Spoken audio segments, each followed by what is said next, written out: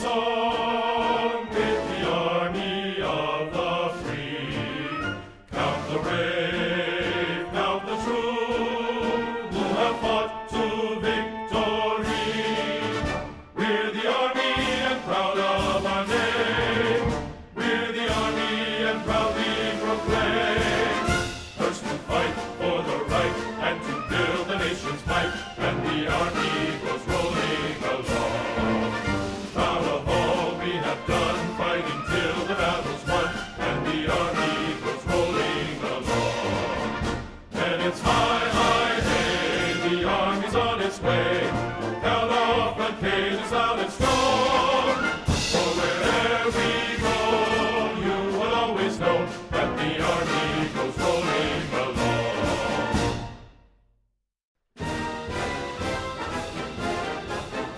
First to fight for the right and to build the nation's might, and the army goes rolling along. Proud of all we have done, fighting till the battle's won, and the army goes rolling along. And it's high, high, hey, the army's on its way. Count off the games on its run. For wherever we go, you will always know that the army goes rolling along.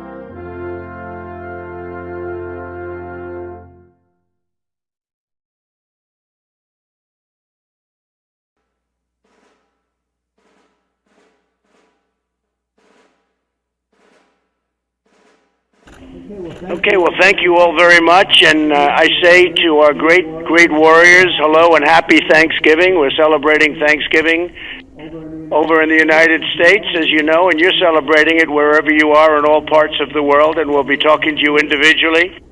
We're honored to be joined on today's call by great patriots. You are really great patriots representing each branch of the American Armed Services. Melania and I want to express our profound gratitude for the extraordinary sacrifices you make to defend our nation while you're away from your families and loved ones. I hope that you'll take solace in knowing that all of the American families that you hold so close to your heart, we're all doing well. The nation's doing well, economically better than anybody in the world. We're the hot nation of the world, and it's nice to know you're fighting, and you're fighting for something that's doing well, and that's our country. I want to begin by welcoming Colonel Stephanie Barton and the men and women of the 101st Airborne Division. These are real warriors, and you have the Resolute Support Sustainment Brigade, and they are joining us from Bagram Airfield in Afghanistan, where our soldiers are providing invaluable aid in combined joint area operations throughout Afghanistan. You are doing an incredible job. A lot of progress has been made, and your courage truly inspires us all. We know what you're doing, and we watch it. Oftentimes, we're watching it every night during the news, and we know it's dangerous, and we also know that you've had an unbelievable impact. Joining us from Al-Jabar Air Base in Kuwait is the Central Command Response and Crisis Response Special Purpose Marine Air-Ground Task Force. Lieutenant Colonel Sam Howie, you are really great Marines, and you're the embodiment of honor and courage and commitment. It's incredible the job you're doing. I particularly want to congratulate you on the work you've done to crush ISIS from the air and from the ground. And really, big progress has been made. They're very close to being gone, and we like it that way. But you have shown incredible courage, and I have to say you've shown great leadership. So thank you very much, and Lieutenant Colonel, thank you very much, and we'll be talking to you in a little while.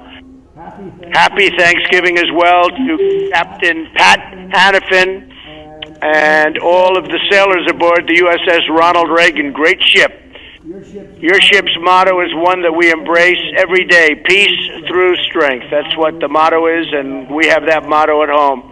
Everywhere the 7th Fleet sails, the USS Ronald Reagan is an enduring symbol of American might, American strength, American power, and really American goodness in so many ways.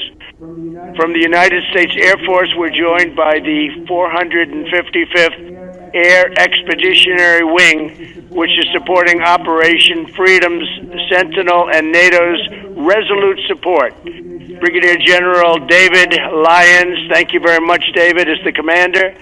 And I want to congratulate you on every minute of the 455th for your outstanding work. Not only have you destroyed hundreds of ISIS, and actually far more than hundreds, and many Taliban targets, but you protect coalition ground forces throughout the region, and you protect them like nobody else. It's incredible the job you do, and I just want to thank you all for being on. And I have to say, General, it's great to speak to you by teleconference and by phone, because your reputation is an incredible one. Representing the U.S. Coast Guard, our crew members from 6 Coast Guard cutters, from the shore support teams that are part of Patrol Forces Southwest Asia, which is the largest Coast Guard unit outside of the United States. And I'm actually going right now, I'm in Palm Beach, Florida, and I'm going over to your local Coast Guard station, and we're going to spend some great time with the men and women of the Coast Guard. They have, from a lot of standpoints, you could call it branding, you could call it whatever you want. The job they've done on hurricanes in this country, they've saved thousands and thousands of people. In fact, in Texas, they saved over 12,000 people. If you think of what that means, over 12,000 people. They went into seas and they went into areas that nobody else would go into, and it was incredible what they've done in Texas, what they did in Florida, what they did in Puerto Rico. The Coast Guard has really become a symbol of strength and perseverance and toughness and genius, actually. It's purely genius. So hello to Lieutenant Nicholas Hartman, who is the commanding officer of the cutter Aquanet. And I also want to congratulate Seaman Christopher Wilson on being selected for A school. That's A, like in A. That's the best, right? Seaman Wilson, you truly make us proud. Congratulations. That's a big deal. Going to that school is like going to the Wharton School of Finance if you happen to be doing what you do. And to everyone on today's video conference also, I want to thank you all for serving. Today we thank God for the blessings of having you people be our heroes, and you really are our heroes. And your families are back here, and they love you, and they respect you, and they look forward to seeing you, because you're the ones who keep America safe and strong and free. You do a job like nobody else, and it is really great respect that we all have. You are very much appreciated, like you wouldn't believe, by the American public, by the citizens of our country. I want to maybe start with the Air Force, and I know that Brigadier General David Lyons is on the phone. And David, tell me a little bit about what you're doing. Our mission here, we defend the 2 busiest airfields in Afghanistan, Kandahar and Bagram. We support our teammates and our mission sets, and then we deliver decisive combat air power across the entire country of Afghanistan. And Mr. President, I know you can't see us right now, but you've got 150 airmen in this room that would love to say Happy Thanksgiving to you. Vultures, what do you say to the President? Happy Thanksgiving! That's great. Well, that's really fantastic. How are things going over there? Are you looking up? How is it looking to you? You've seen it. You've been there a while, and you've seen what's going on. You know what's happening better than anybody. How do you find things going? Both the Taliban and ISIS are resilient adversaries, but I think that we're doing well. We get after them every single day. Our objective here is to fight the away game. And so what I mean by that is we never want this adversary to reach our shores again. And so every airman here is dedicated to keeping this fight away from our shores. A stable Afghanistan is good for Afghanistan, but we do what we do for America, sir. Well, you said it better than anybody could have said. Keep them away from our shores, and that's why we're doing the strong borders. You probably see over the news what's happening in our southern border and our southern border territory. Large numbers of people, and in many cases we have no idea who they are, and in many cases they're not good people. They're bad people. But large numbers of people are forming at our border, and I don't have to even ask you. I know what you want to do. You want to make sure that you know who we're letting in, and we're not letting in anybody, essentially, because we want to be very, very careful. So you're right.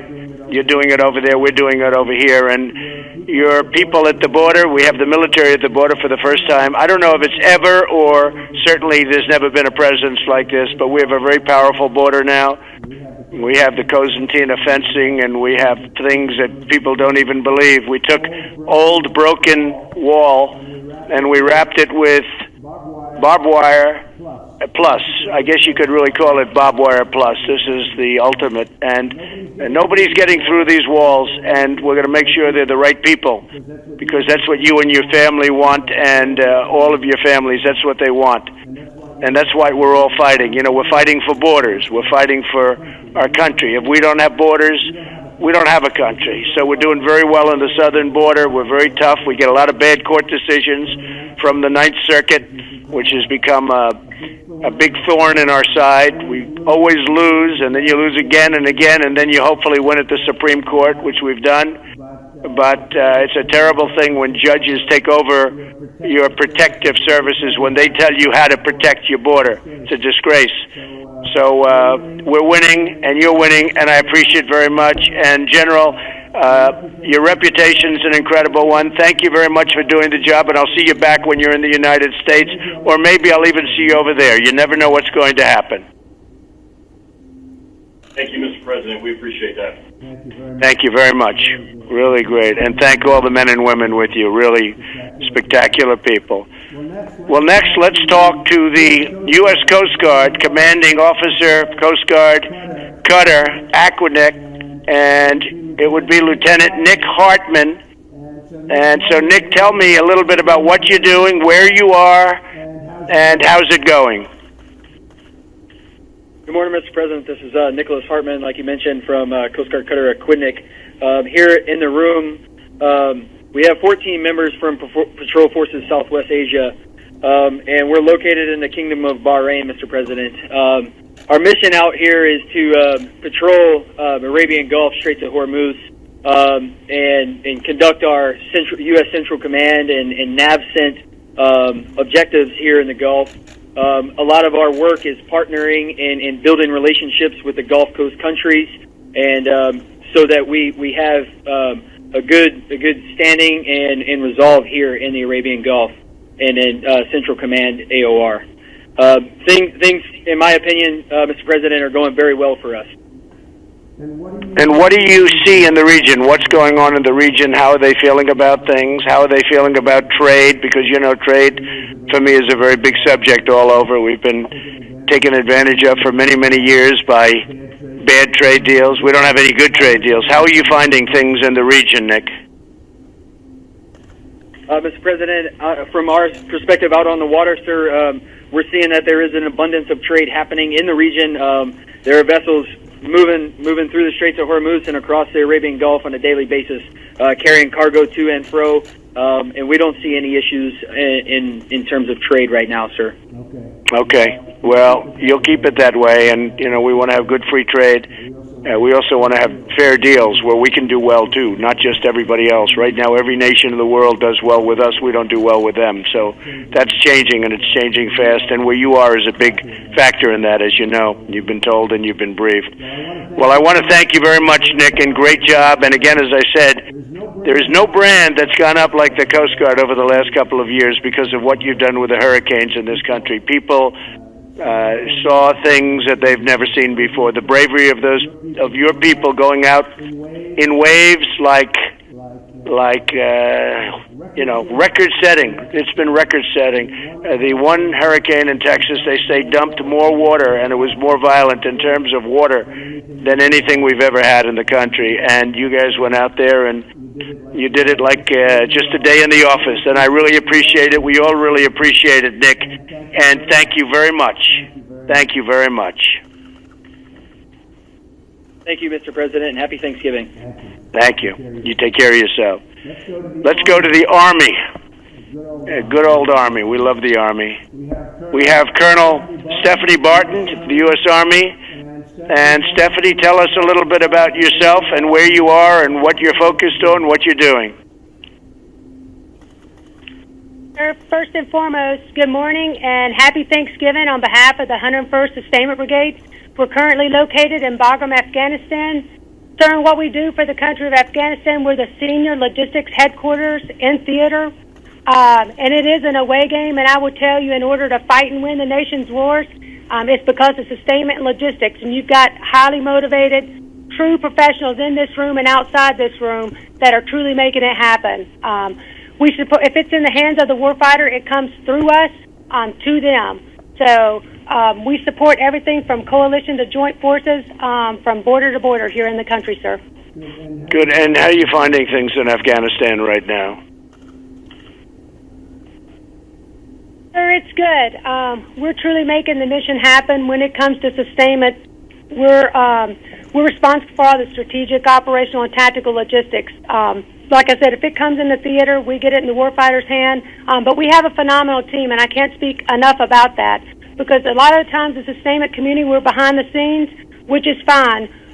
But it's a good team effort, and it takes the support by all to make it happen. So, Colonel, how many people are you commanding right now, would you say? Sir, 10,000. Wow. That's a lot of people. That's fantastic, Stephanie. That's beautiful. That's beautiful. And not only is it important what you're doing, but you're enjoying what you're doing. Is that right? Sir, absolutely. We truly love it, and I will tell you, our formation is a great mixture.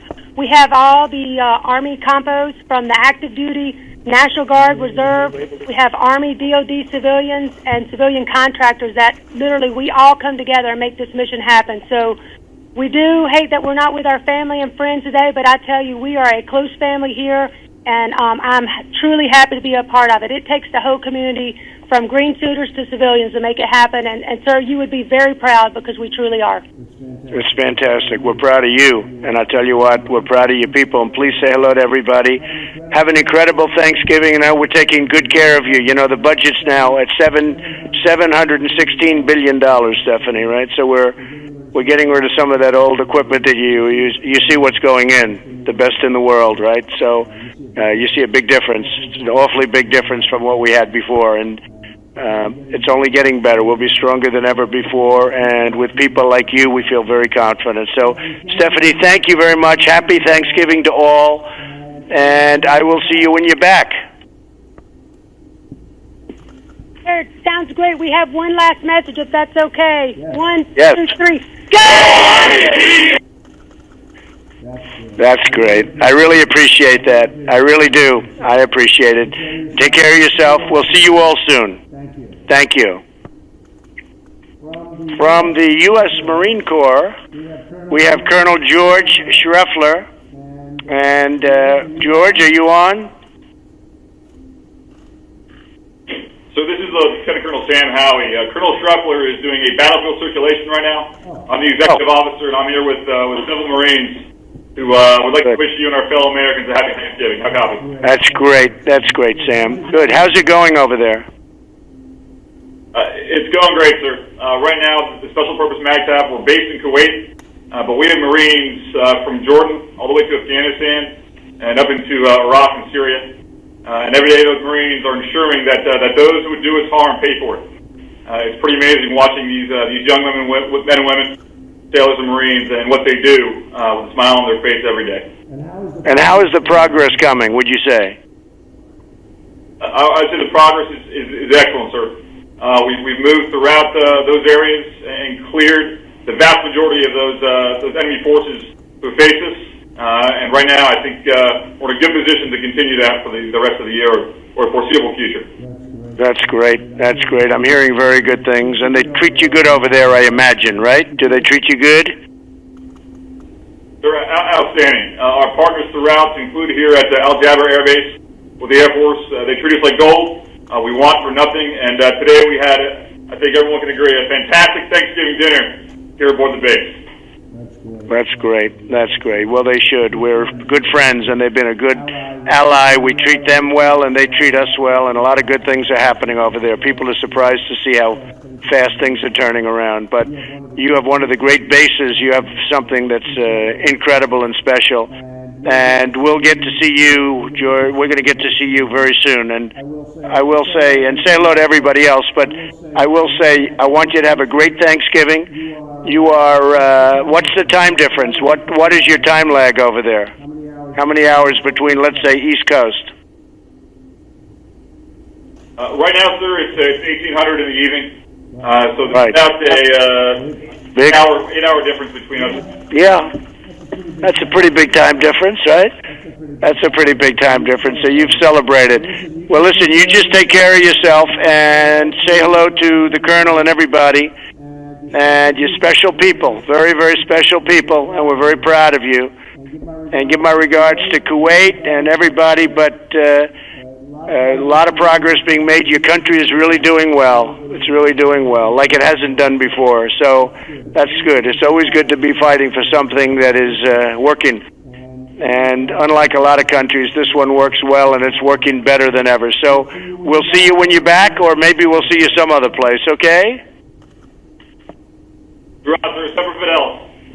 Well, thank you very much. Thank you. Take care of yourself.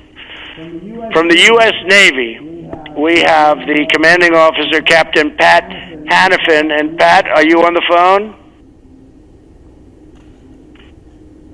Yes, sir, I'm with you. And from the over 4,800 sailors and airmen aboard USS Ronald Reagan, the nation's only permanently forward-deployed aircraft carrier, we are currently in Victoria Harbor, Hong Kong, about 13 hours ahead of you.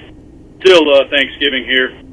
And from all the sailors on board Reagan, serving peace through strength for America in the Indo-Pacific. We wish you a happy Thanksgiving. Well, that's great, Pat. I appreciate it very much, and say hello to everybody, and happy Thanksgiving to you. So the condition of the ship is A1? Alpha 1, sir, absolutely. Okay, good. Very important. So, we have another big one. The Gerald Ford is going to be joining you pretty soon. How does this compare in size and scope with the Gerald Ford? You know all about that. That's the new one, right? Yes, sir. Size and scope, a good friend of mine just left command of that. But size and scope about the same. Certainly some improvements there to the plants, and a few of the radars, and even the catapults and gear are slightly different as well. But we'll push over 140 a day daily. Yeah, Pat, tell me about the catapult system. So on the Gerald Ford, they don't use steam, which is the first one that I've ever heard of that doesn't use steam. And I know they have some difficulties, which I'm not happy about, and they spent a lot of money. And I was just curious, the steam system is tried and true for many, many years, as long as we've had aircraft carriers. How do you find steam versus what they're doing on the Gerald Ford, which is electronic and digital, if you can believe it? Yes, sir. All of our Nimitz super carriers have been using steam for decades, and we find it pretty reliable. However, the electromagnetic catapults that they're running there offer some great benefits to, obviously, like any new piece, got to work through the bugs, but they offer some benefits not only to stress and strain on the aircraft to extend service life and other pieces. I have no doubt we'll work through that just as we work through all of our other advancements and continue to bring it to the enemy when called to do so. So when you do the new carriers, as we do and as we're thinking about doing, would you go with steam or would you go with electromagnetic? Because steam is very reliable. And the electromagnetic, I mean, unfortunately you have to be Albert Einstein to really work it properly. What would you do? Yes, sir. You sort of have to be Albert Einstein to run the nuclear power plants that we have here as well, but we're doing that very well. I would go, sir, Mr. President, I would go electromagnetic cats. I think that's the way to go. We do pay a heavy cost for transiting the steam around the ship. Good. Okay. I like to hear that. I'm actually happy about that answer because at least, they're doing what they're doing, but that's actually a very good answer. So, Pat, how are you seeing things over there? What's going on? Yes, sir. We have been flying, sailing, and operating everywhere international law allows, just as we have for decades out here, in full support of our free and open Indo-Pacific push in company with our Japanese and other allies. We've worked with the Japanese here in Keen Sword, the Australians, Canadians, so a lot of allies out here, and we are certainly their best friend and our allies and our adversaries' worst fear. And that's exactly what we want to do, is bring peace through strength to this region. Right. And you have a 6-month deployment approximately? Sir, we're a little shorter than that, but Reagan, as your only permanently forward deployed carrier, spends about half of the time each year out and about half back in getting maintenance worked on it. Each of the sailors and airmen aboard spend 3 to 5 years out here with us at a time before going back to a stateside assignment. But they're all honored to be serving the nation out here. Right. Pat, why is it that the Reagan is the only one that's permanently deployed of all the aircraft carriers? Why is that? Was it set up for that, or is it just happens to be? Yes, sir. We have worked a single aircraft carrier out in Japan for decades now. Reagan took that role back in about 2013. I'm sorry, that's not quite right. About 2016.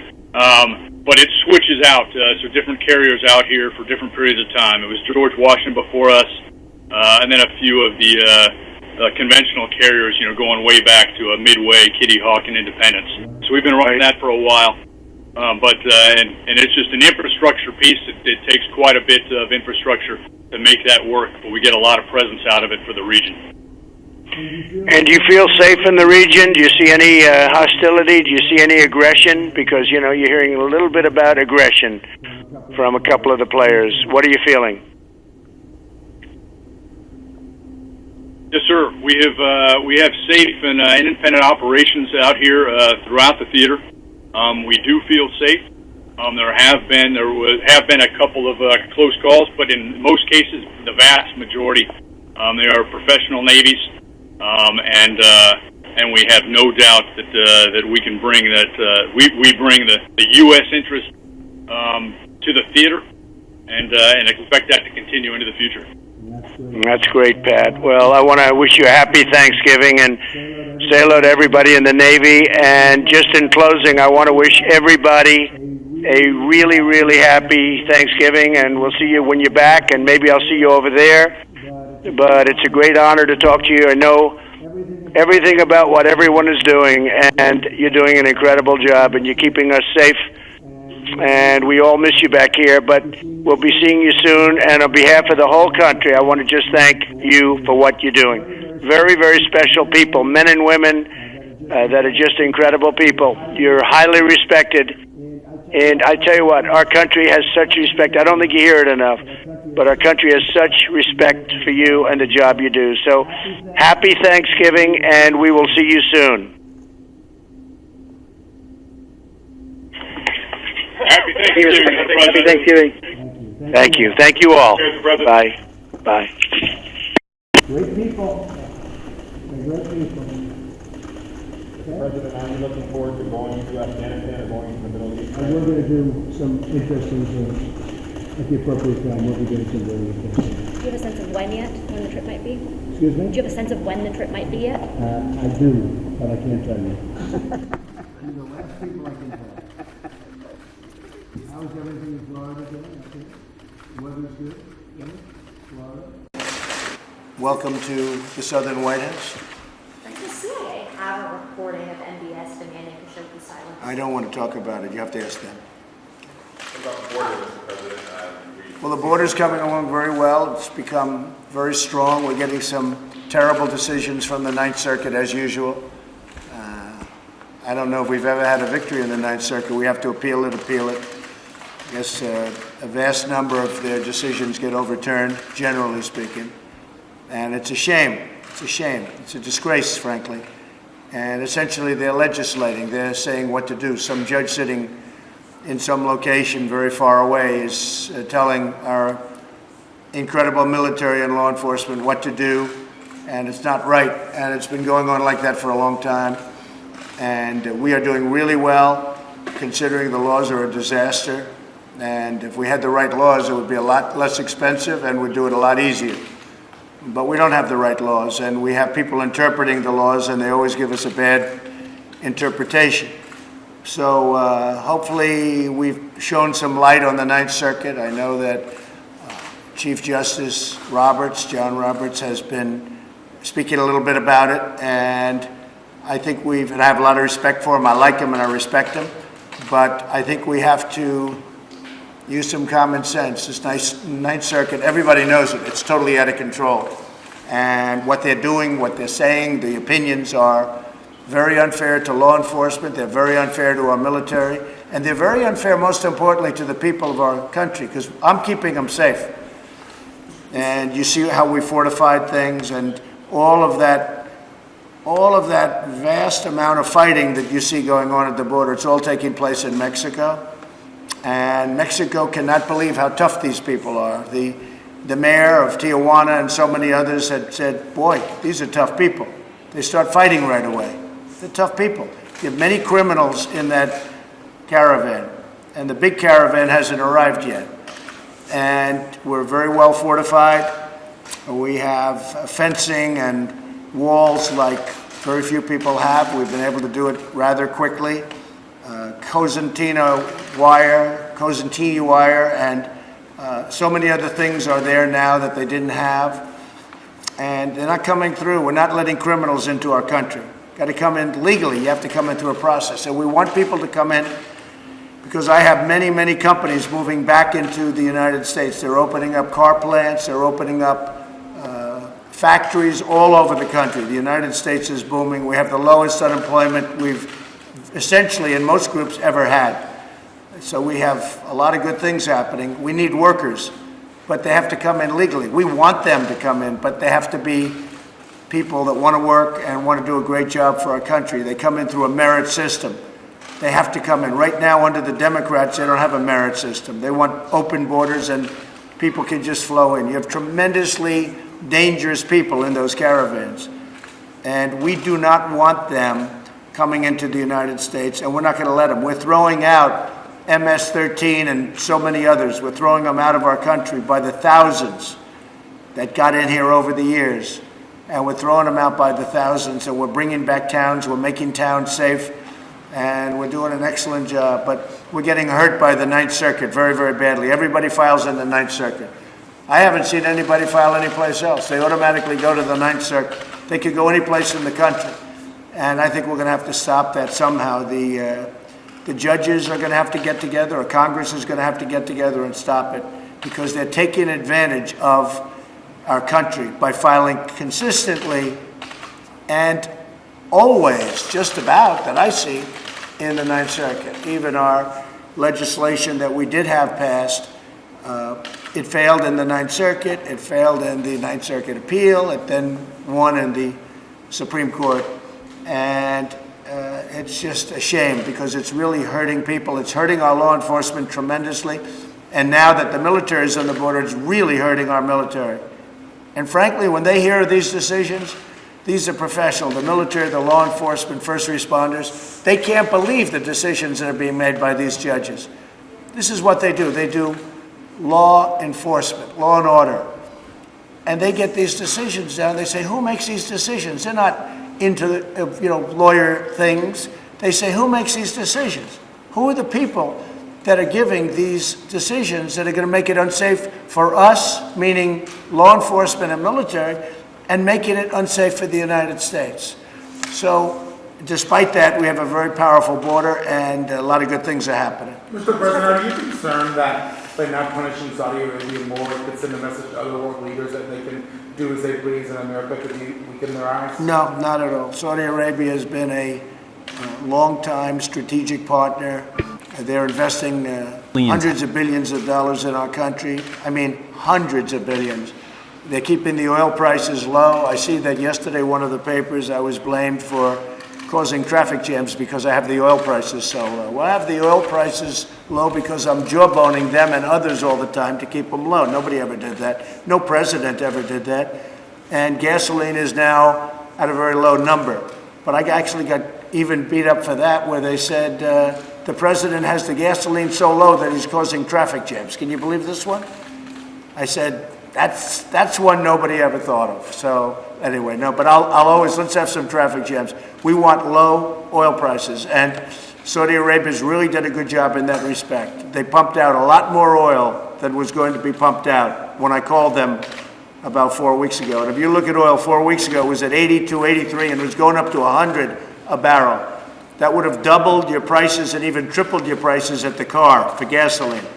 And instead, you have very low gas prices all over the country. That's because of what I did, and Saudi Arabia helped us. But very importantly, they're investing billions of dollars. They're buying their equipment from us.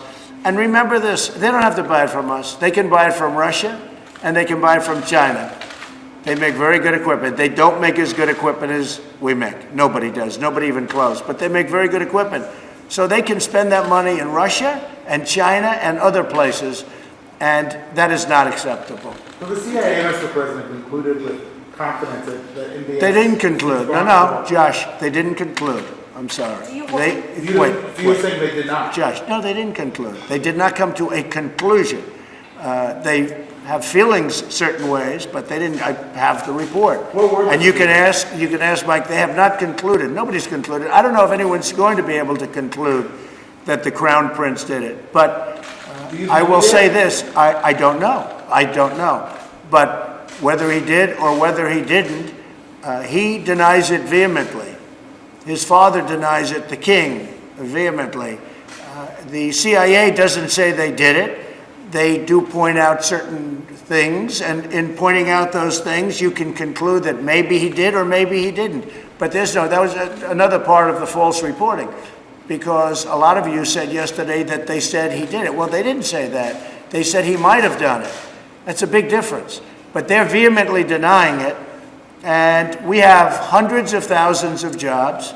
Do people really want me to give up hundreds of thousands of jobs? And frankly, if we went by this standard, we wouldn't be able to have anybody as an ally, because look at what happens all over the world. But then you could also take a look at Iran, take a look at Syria, where millions of people have been just slaughtered horribly, horribly. You take a look at what's going on in Iran and the vicious situation that's taking place there, and the number of people that are being killed and slaughtered. You take a look all over the world.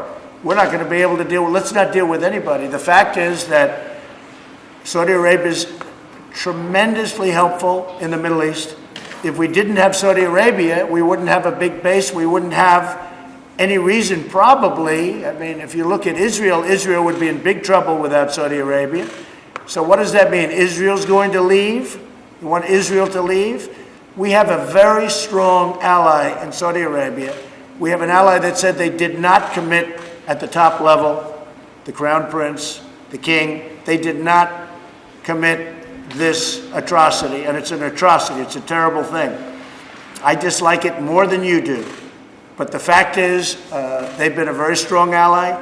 They create tremendous wealth. They create really tremendous number of jobs in their purchases.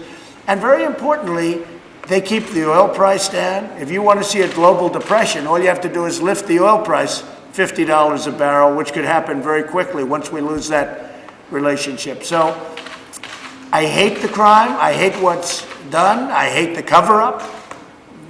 And I will tell you this, the Crown Prince hates it more than I do, and they have vehemently denied it. The CIA points it both ways. As I said, maybe he did, maybe he didn't, but I will say very strongly that it's a very important ally. And if we go by a certain standard, we won't be able to have allies with almost any country. Okay? Who should be held accountable? Maybe the world should be held accountable, because the world is a vicious place. The world is a very, very vicious place. You look at what's happening in China, and you look at what's happening in so many different countries. I could name many countries. You look at what's happening with terrorism all over the world. That's the other thing with Saudi Arabia. They really are. They're putting up tremendous amounts of money to actually fight terrorism. Now, they were a part of terrorism, and nobody's going to try and justify that. They were a big part of it. But they're spending a lot of money, and they're opening up, and they're doing a lot of things that are very good. They're really opening up that country for a lot of good. Until this happened, there were a lot of people saying a lot of good things about the Crown Prince. So he strongly denies it. He vehemently denies it. And my policy is very simple. America first, keep America great again. And that's what I'm doing, and we're doing better than anybody thought even possible. Yes, ma'am. Sir, you've been talking to the troops. I'm wondering if To who? The troops today. Yes. I'm wondering if you can tell us at what point do you want to withdraw troops from Afghanistan? Well, we're always looking to do the right thing, and we'll be seeing over a period of time. But we're looking, I just spoke to Afghanistan, as you know. We're always looking to do whatever's right. We're in very strong negotiations in Afghanistan right now, which a lot of people don't know about. This may be the first, but we are in very, very strong negotiation in Afghanistan. We'll see what happens. If something happens, that would be a great thing. I'd be very happy about that. I really think the people of Afghanistan also, and they are good fighters, and they fought for a long time. They fought for a lot longer than we fought. They've been fighting for many, many, many decades. But I think they're tired of fighting. And we'll see what happens, but we are talking about peace. And we'll see if that happens. Negotiations with? We have negotiations going on. I don't know that they're going to be successful. Maybe they're not. Probably they're not. Who knows? They might be. They might not be. You know my attitude on all of that stuff, whether it's North Korea or anybody else. Maybe they are going to be successful. Maybe they're not going to be. But we have negotiations going on right now in Afghanistan. Okay? Mr. President, what is your response to people who say that a phone call wasn't enough for the troops today? Well, nobody's done more for the military than I have. I took the budget from very little to $700 billion and then $716 billion. And I'm now going over to the Coast Guard, where I did last year, and I will probably a lot. But we're going over to the Coast Guard. I really believe nobody, in fact, a number of generals were on television over the weekend, and just unrelated, but they all mentioned the fact that nobody's done as a president for the military in a long time what I've done, because I've taken spending where you had a depleted military and it wasn't being fixed, and it was a mess, and it frankly put us in danger. And I was able to get Congress to give us $700 billion and now $716 billion for our military. And I've also done more for the vets than anybody's ever done. I got choice approved. They've been trying to get choice for 40 years, more than 40 years. They couldn't get it. Where a vet can go directly to a doctor now, instead of waiting on line for 2 months and 2 weeks and 3 weeks, and amounts of time that are unthinkable to anybody, including yourselves. So I think I've done more than anybody else, certainly in many, many years and probably in many decades. Mr. President, are there any updates on the troops that are being sent to the border in regards to the caravan? No, no troops. We're going to have a strong border. Our southern border is going to be very strong. You heard me speaking to some of the folks just now in different parts of the world, and they're so proud of the job they're doing. And you got to have borders. If you don't have borders, you don't have a country. I mean, the Democrats want open borders, and they want these people coming in. Many of those people are criminals, okay, and have been so adjudged. We know who they are. They have records. They have some very substantial criminal records, some very bad criminal records. They're in the caravan. You saw what happened in Tijuana, where a number of the people said, these are tough people, they start fighting. They're starting fist fights. They have fist fights all over the streets. They're starting fist fights. They said, these are not like normal, innocent people. These are people, you talk to them and they start a fist fight. I don't want that in this country. Okay? Mr. President, what about the idea that the military may use lethal force against these migrants? If they have to, they're going to use lethal force. I've given the okay. Yeah, if they have to. I hope they don't have to. But, you know, you're dealing with a minimum of 500 serious criminals. So I'm not going to let the military be taken advantage of. I have no choice. Do I want that to happen? Absolutely not. But you're dealing with rough people. You ask the people in Tijuana, Mexico. They opened up with wide arms. Just come in, let me help you, let us take care of you. And within 2 days, now they're going crazy to get them out. They want them out. Because things are happening, bad things are happening in Tijuana. And again, it's not in this country because we've closed it up. 2 days ago, we closed the border. We actually just closed it. We're saying nobody's coming in because it was out of control. But you take a look at Tijuana, Mexico, and you see what's happening there. It's really a bad situation. What do you mean you close the border and nobody's coming in? What do you mean by that? If we find that it's uncontrollable, Josh, if we find that it gets to a level where we are going to lose control or where people are going to start getting hurt, we will close entry into the country for a period of time until we can get it under control. So the entire border? The whole border. I mean the whole border. And Mexico will not be able to sell their cars into the United States where they make so many cars at great benefit to them, not at great benefit to us, by the way. But at least now we have a good new trade deal with Mexico and with Canada. But we will close the border.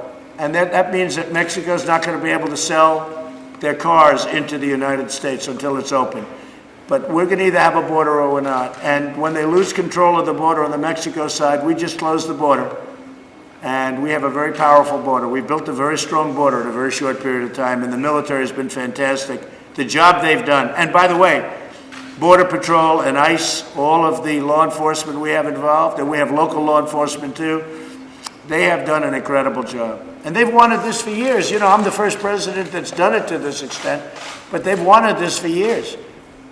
And some of the presidents, I guess they didn't care, or they wanted open borders. I don't think they wanted open borders, because most of them, if you go back to 2006, they all approved essentially a wall, a very powerful fence, which is pretty much the same thing. But in 2006, if you look, Obama, you look at Hillary Clinton, you look at Schumer, all of the people that are standing up protesting, they think it's good for them politically. See, I think it's very bad for them All politically. right, folks, welcome. My name is Jen Jen from Golden State Times. Let me pause this real quick. I want to say hello to everyone. We have footage from inside the venue where President Trump is going to be holding his rally. We're going to be putting it up on your screen in just a second, so stay tuned. Don't go nowhere. Please share the live stream on social media. We're going to be putting it up right now. Oops, wrong one. Give me a second here. All right, so we're going to be putting it up on your screen, and there it is. All right, folks, so this is live footage from Tupelo, Mississippi. I hope I said that right, but that is where President Trump is doing his first rally. This is one of two rallies.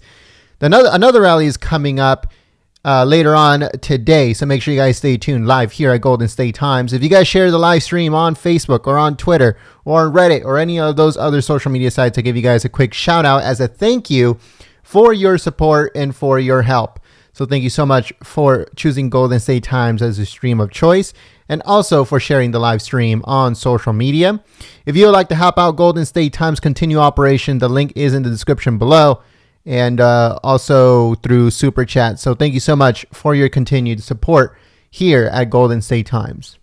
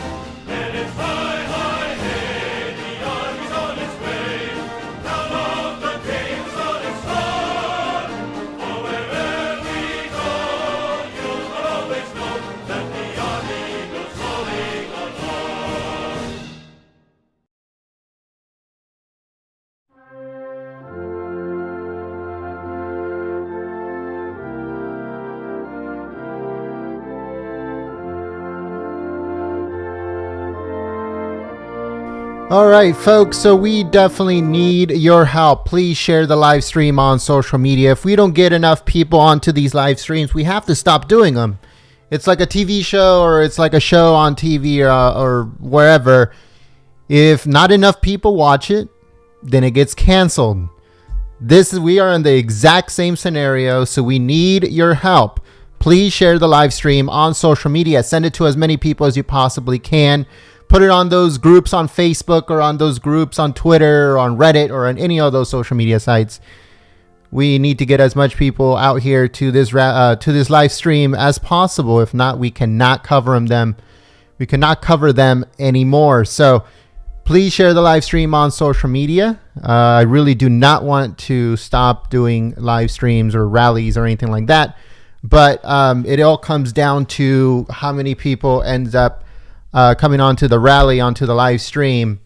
And yeah, so if you guys can help us by sharing the live stream, that'll be amazing. If you guys share it on Twitter or on Facebook, I'll give you guys a quick shout out as a thank you.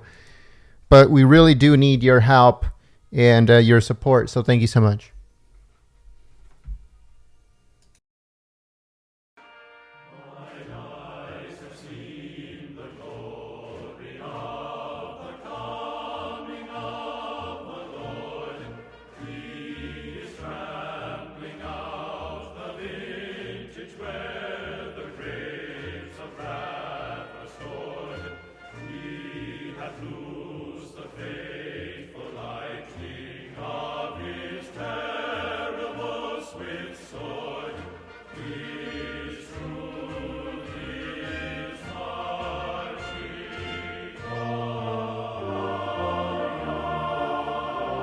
All right, folks, so I'm going to be giving some shout outs here. We got InfoWin. Thank you so much for sharing the live stream. Also, Gigi, thank you so much for sharing the live stream on social media.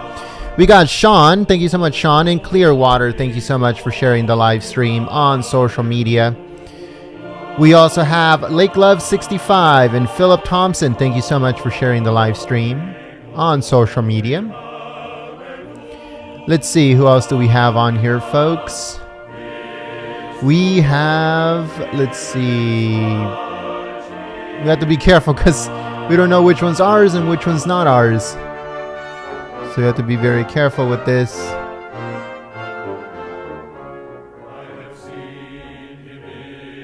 So if you guys are sharing the live stream on social media, thank you so much. Thank you so much to Phantom Exploration for your continued support.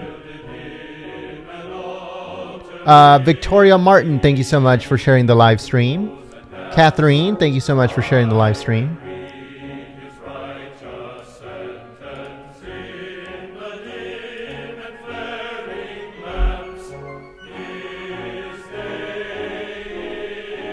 Let's see, who else do we have on here, folks? I Stand With Flynn, thank you so much for sharing the live stream on social media. Also, the Cybotronian, thank you so much for sharing the live stream on social media.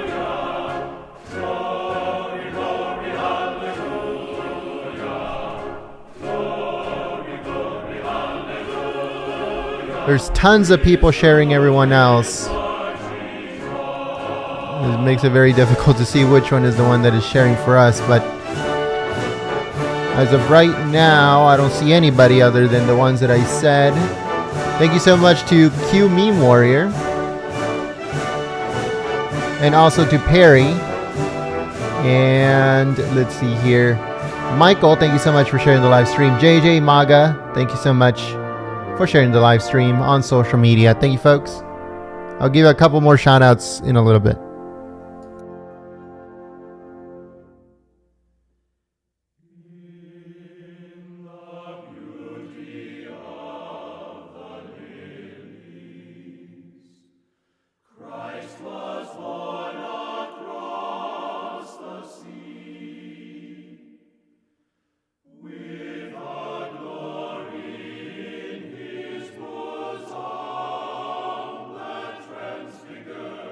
You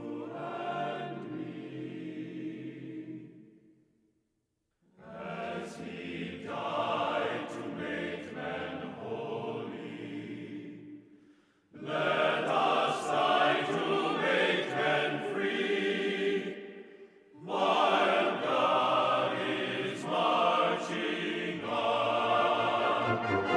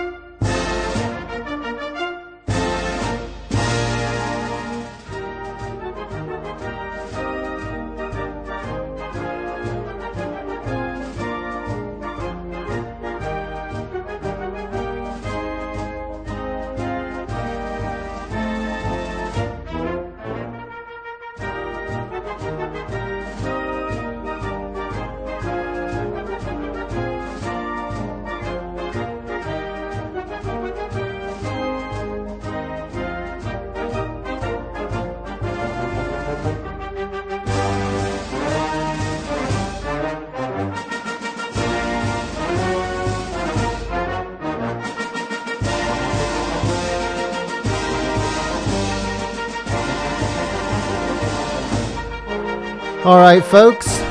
Let me see if real quick. I just want to give a couple more shout outs here because I saw that a few of you guys are sharing the live stream on social media. But yeah, folks, as I said before, we cannot continue these live streams at all unless we get folks out here, because that's the only way we continue operation. We try not to be like the other people that beg for donations every 1 minute.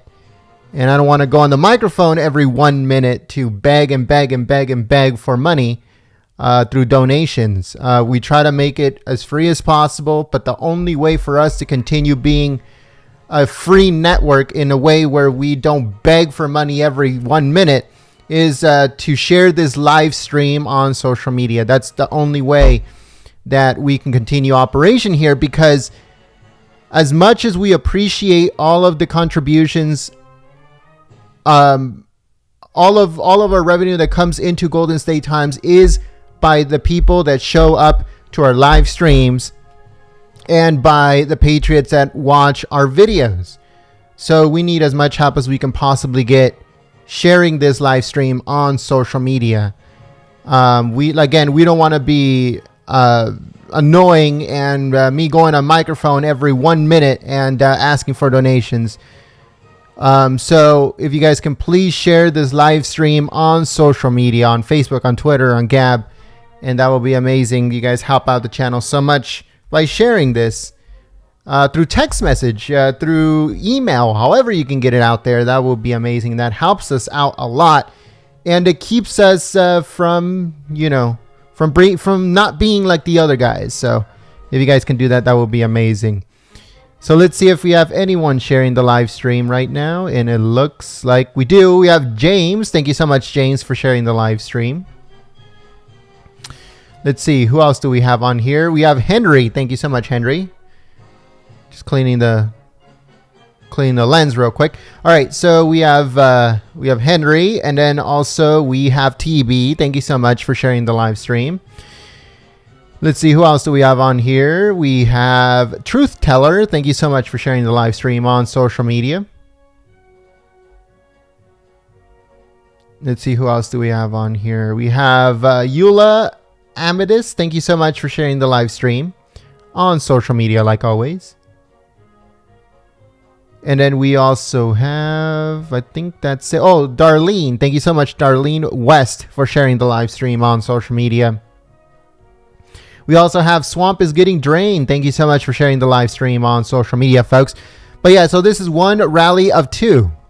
There's another rally right after this, so make sure you guys stay tuned. Thank you so much.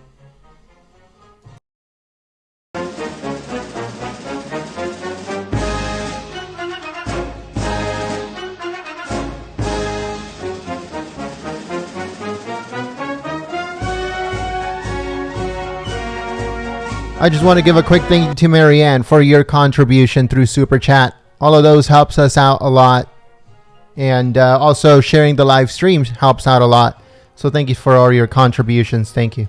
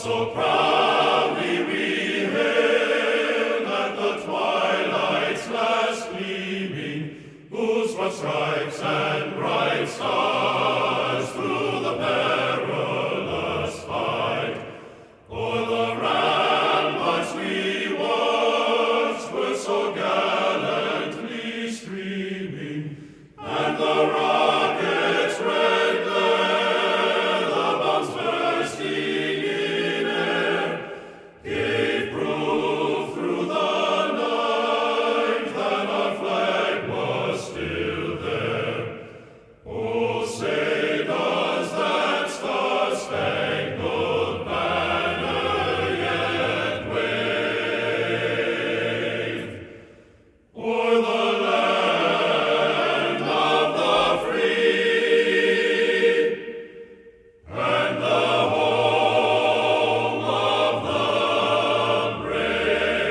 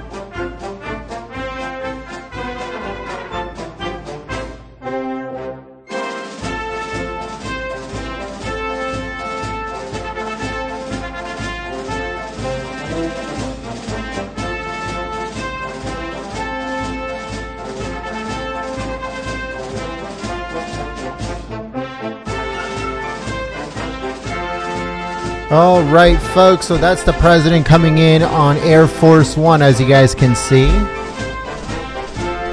The president right now campaigning for the Republican senator that is on the runoff election that is going to happen tomorrow. So make sure you guys stay tuned live here at Golden State Times, because we're going to be covering the Mississippi runoff election. So make sure you guys stay tuned.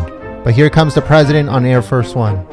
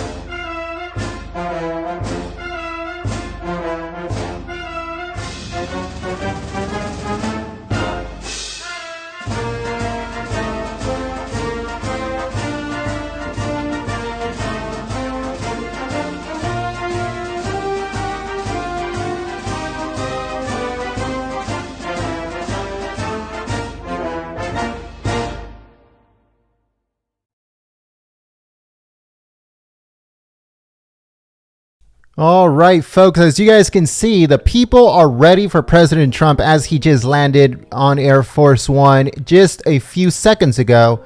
If you are ready for the president, press 1 in the chat. Press 1 in the chat if you guys are ready for President Trump. He just arrived. He's just landed. Air Force One is getting taxied in and is going to be behind the actual podium where he is going to deliver his speech. So it's coming right now. We are awaiting the White House, the Air Force One to go around and get taxied in right behind the podium where President Trump is going to deliver his speech. It should be coming in just a few minutes. So please share the live stream on social media, on Facebook, on Twitter, on Gab, on one of those groups on Facebook and on Twitter and on Gab. So if you guys can please share the live stream, that would be amazing. Thank you.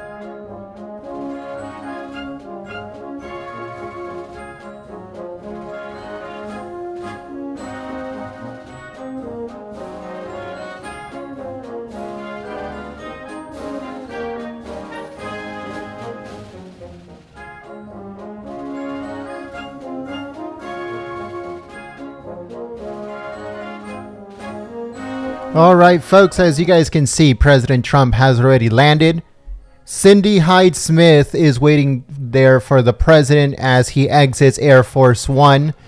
She is going to have the runoff election tomorrow, I believe. And we are going to be streaming it live here at Golden State Times to see what happens in Mississippi. As you guys have probably known over the weekend, the fake news, left-leaning media, including Fox News. All right, I'm not excluding Fox. Fox News is fake news. Was also trying to make the president cancel these rallies. So as you guys know, there's 2 rallies today in Mississippi. Right now, we're in Tupelo. I think I pronounced it right this time. And then later on, the president is also going to have another rally in Mississippi. That one, let me give you guys the information on that. We're going to be streaming that one live too here at Golden State Times. And that one is going to happen. Let's see here. That one is going to happen later on today. Again, this one is in Tupelo, Mississippi. And then later on, we're going to be in Biloxi, Mississippi. And that is happening at 6 p.m. Yeah, it's going to happen at 6 p.m. Pacific Standard Time, 8 p.m. Central, 9 p.m. Eastern. So make sure you guys stay tuned live here at Golden State Times. Again, the president just landed and he is about to exit Air Force One. So stay tuned. Please share the live stream on social media. Give this live stream a thumbs up. And let us know if you're ready on the chat for President Trump.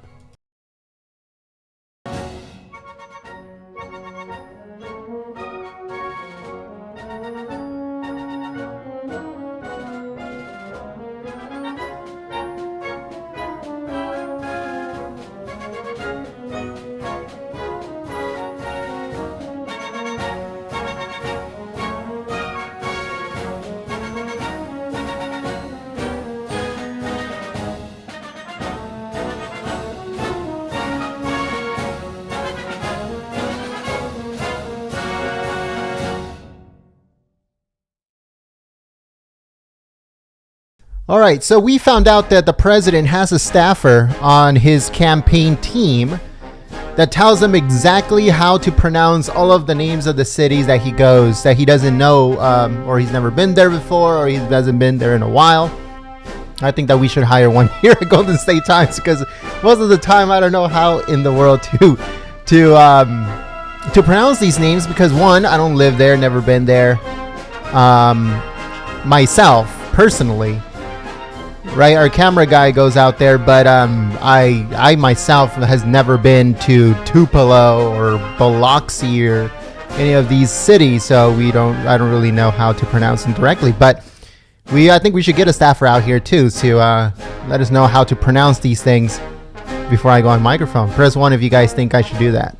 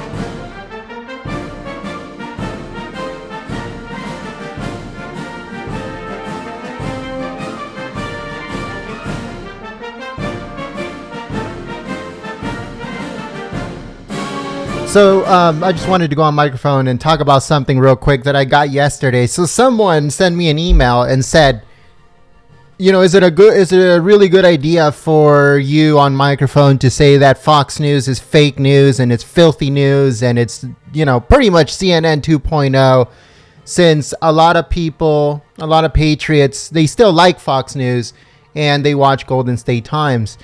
And I just replied and said, well, you know, Fox News is filthy fake news. It's always been filthy fake news and is going to continue being filthy fake news.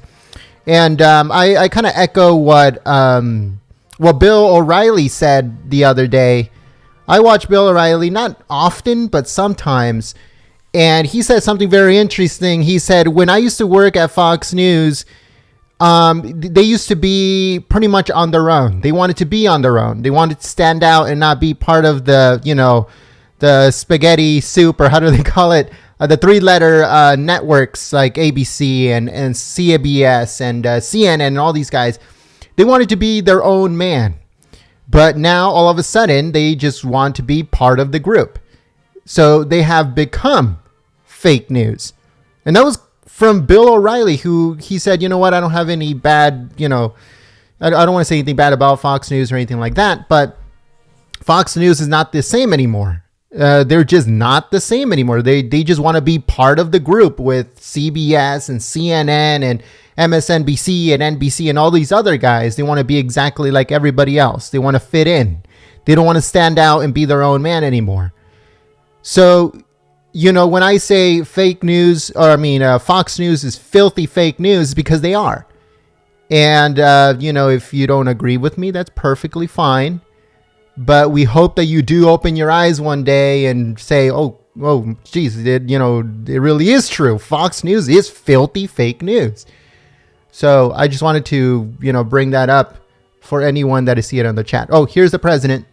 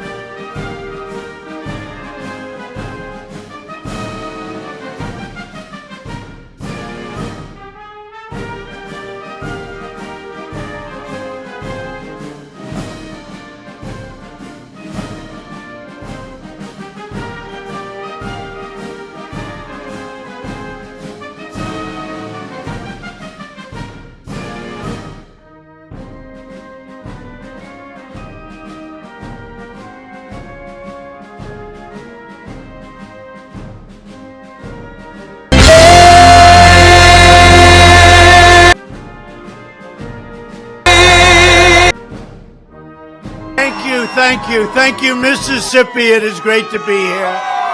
Great victories in Mississippi. We really did. We had great victories in Mississippi, as you know very well. They weren't even close. By the way, tomorrow, if you don't mind, make it not even close to Cindy. Well, I am thrilled to be back in Tupelo. I love Tupelo. Home of thousands of hardworking American patriots, and the proud birthplace of the king of rock and roll, Elvis. We love Elvis. I shouldn't say this. You'll say I'm very conceited, because I'm not.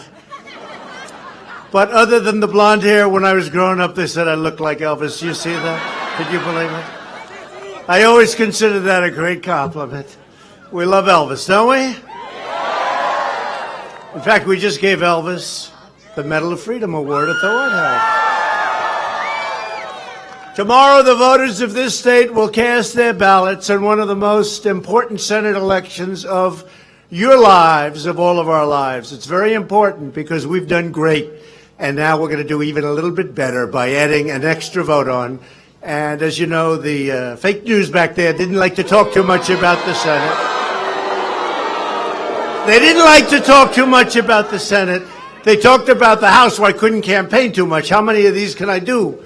We worked on the senators, and it looks like if we win tomorrow, Cindy is so important, so respected, we got to send her back. But if we win tomorrow, we'll be at 53-47, which is substantially more than we have.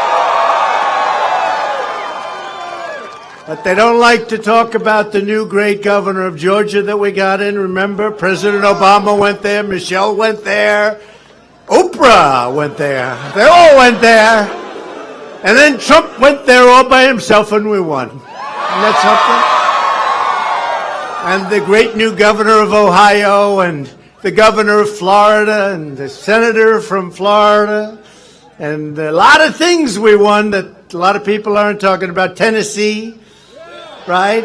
Missouri, that was a good one. They said you couldn't get Claire out of there. We got her out of there. We got her out of there. They don't want to talk about any of that. And actually, for the House people that we did work for, if you look, we went to Kentucky. Great guy, Andy Barr, we got him in, and a lot of great races. We really did a good job. But I can only make so many stops, and today I'm making 3 of them in Mississippi. You believe it? But you know what, Tupelo? You're the first one, okay? Don't tell anybody. Don't tell anybody, because we'll get in trouble. But you're the first one. So I appreciate you all being. This is a big crowd. I wish the press was a little bit back further. Look what's back there. Media, look all behind you. Media. Hello, folks. My guys could have set it up a little bit better. You know, honestly, they do have these great cameras with the magnifying on them. I mean, if they were back a little further, we would have had all the people over here instead of back in the corners. Can you remember that next time, folks? Maybe, my people. My people! Sometimes my people let me down. That happens a little bit, you know? But for the most part, I'll tell you what, we are doing great. This election's about jobs and judges, borders, and protecting the blessings of freedom and prosperity for our children. That's what it's about. It's about getting a great new senator. That's also what it's about. She's been there for a little while, and in that little while, everybody really respects her, really likes her, and she loves you. That I can tell you. She really does. Special woman. It's about preserving a strong military, a safe community, and a soaring economy. We're doing great. I'm here to ask the people of Mississippi to send Cindy Hyde-Smith back to the United States Senate so we can make America great again. We can make it great for all Americans. It's all Americans. Your vote on Tuesday will decide whether we build on our extraordinary achievements or whether we empower the radical Democrats to obstruct our progress, reverse our gains, and return to the failures of the past. For years you watched as powerful forces in Washington shipped away your jobs. You saw that. You saw that. That's changing. You see what's coming in. So many companies coming in to Mississippi and every place else, by the way. They sacrifice your security. And you notice our hey, by the way, excuse me. Are we doing okay on the border, folks?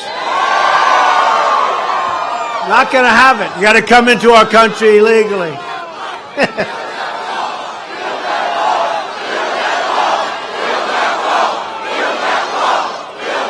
You're right.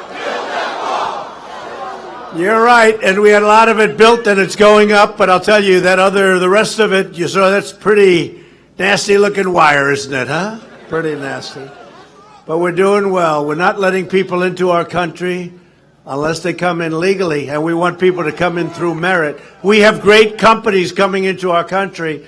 We need workers. We want them to come in, but they have to be talented people that can love our country. They have to come in through merit.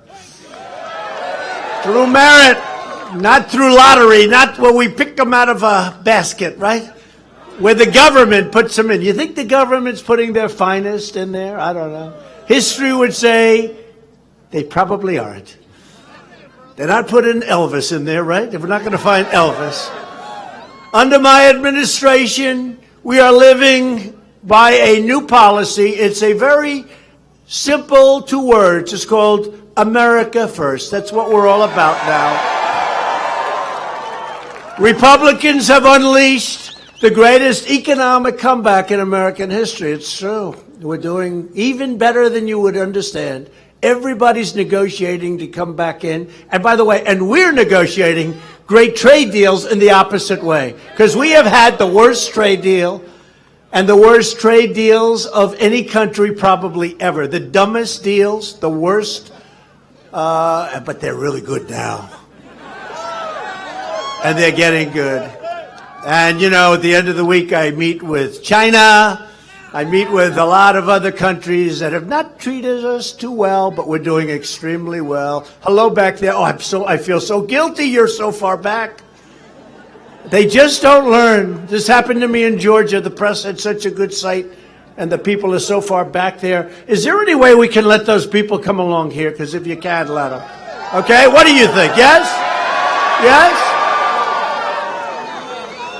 I wish the media would show this crowd. They never do. Look over there. Look, it's incredible. I wish the media would show this crowd. Watch. If I say spin the cameras, they'll never spin the cameras. They don't want the people to know how many people are here. They never do, and that's okay. You know what you do? You can tell. You can tell by the sound. Because you can't imitate thousands and thousands of people.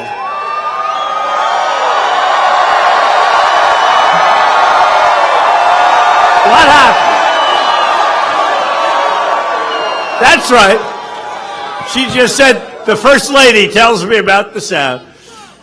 More Americans are working today than ever before in the history of our country. Think of that, today. More Americans are working by a lot. We've created 4.5 million new jobs, and we have lifted 4.3 million Americans off of food stamps. The unemployment rate just hit the lowest level in more than 50 years, and soon we'll break the record, we hope.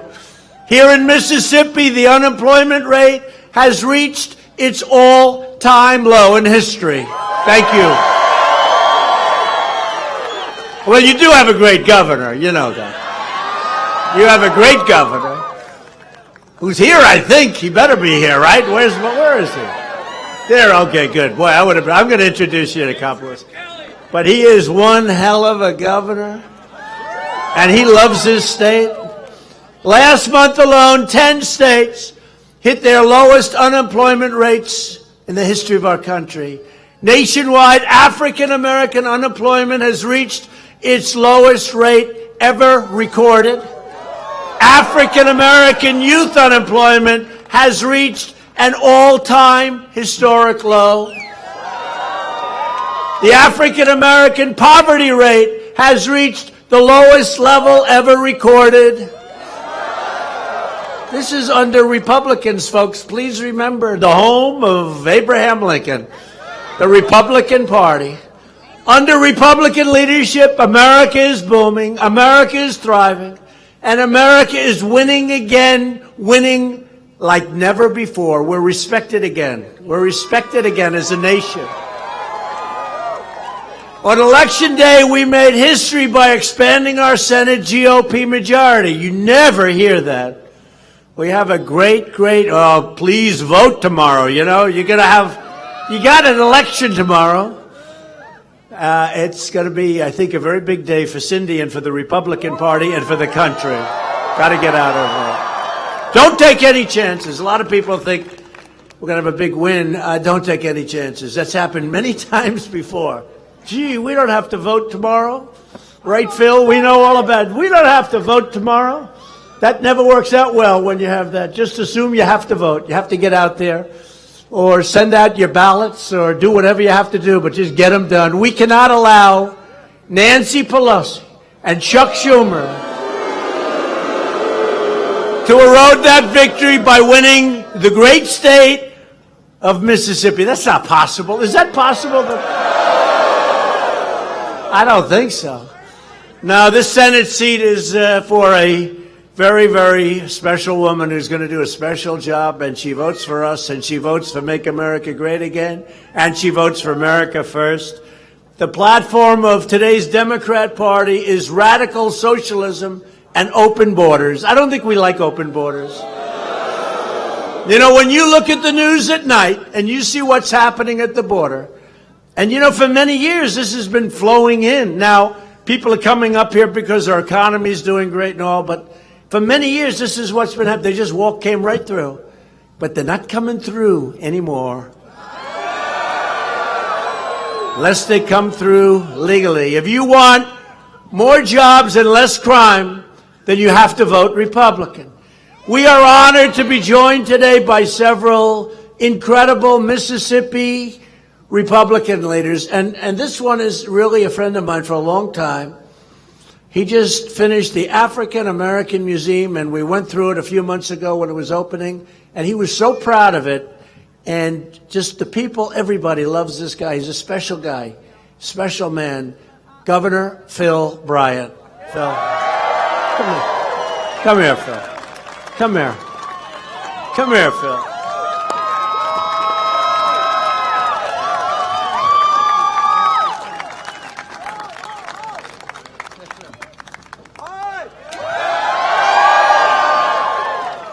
Special man.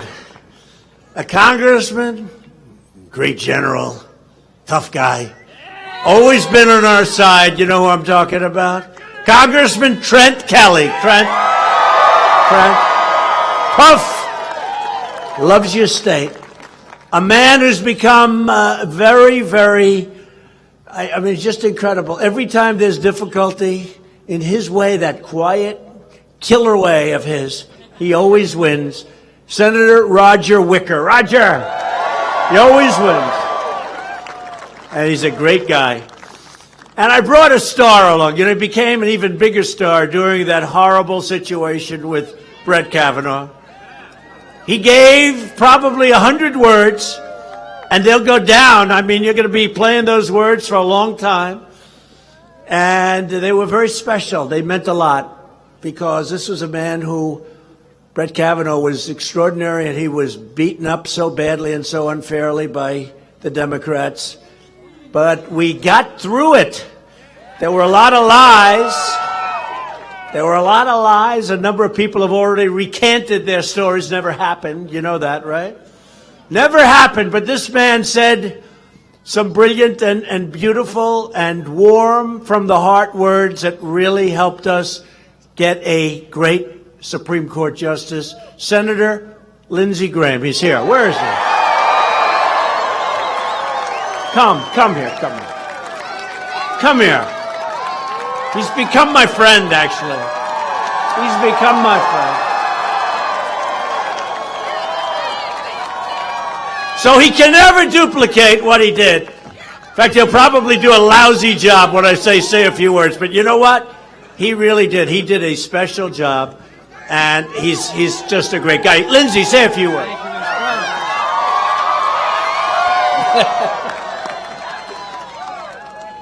Are you ready to vote? When Kavanaugh needed your senator, she was there. I want you to remember what they will do on the other side. I want you to show up Tuesday. We're going to start over in 2019. And if you like Kavanaugh, there's more coming. Mr. President, you've done a hell of a job. Keep it up. Let's win tomorrow. Thank you, Lindsey. Thank you. Thank you. Thank you.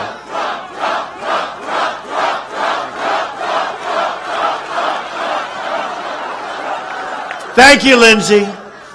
So we're here tonight to support a truly incredible leader, a tireless champion for all of the people of Mississippi. And if I could, I'd like to have her just come up for a few seconds and say a few words. Then we're going to make a trip. We're going to do 2 other stops, so we're going to have a little fun in Mississippi. You know?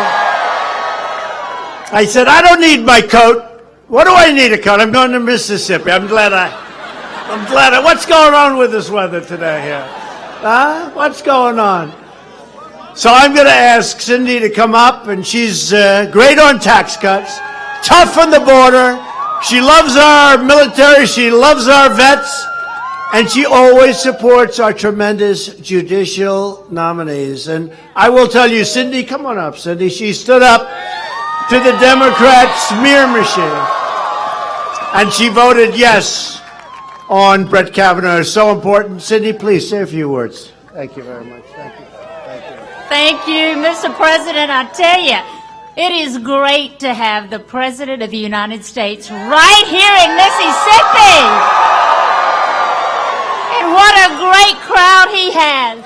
What a great crowd you've been. Thank you for coming out. You know, I said early on, this campaign is not about me. It's about you. It's about the people of Mississippi and what you believe in. Lower taxes, less government, less regulations, supporting our veterans, supporting our military, supporting our law enforcement, standing up for pro-life issues. Yes. It is about defending the Second Amendment rights every single day. You know, I think I've given you one big reason that I can ask for your vote tonight, because I've worked very, very hard for you. I have stood up for you, and you know I will continue to stand up for the conservative values of Mississippi. You know, I am honored to have President Trump's endorsement. I'm honored to have Governor Phil Bryant's endorsement. But the endorsement that is most important to me is your vote tomorrow, your endorsement. Please tell all of your friends, your coworkers, your family, everyone you know. Send a text to everybody in your phone. Let them go vote tomorrow. Remind them to go vote tomorrow, because I will stand for your conservative values, and that is what's on the ballot tomorrow. I'm so honored to serve as your U.S. Senator, and I am asking all Mississippians to give me your vote tomorrow so I can continue serving your United States Senate to protect our conservative values. Thank you very much.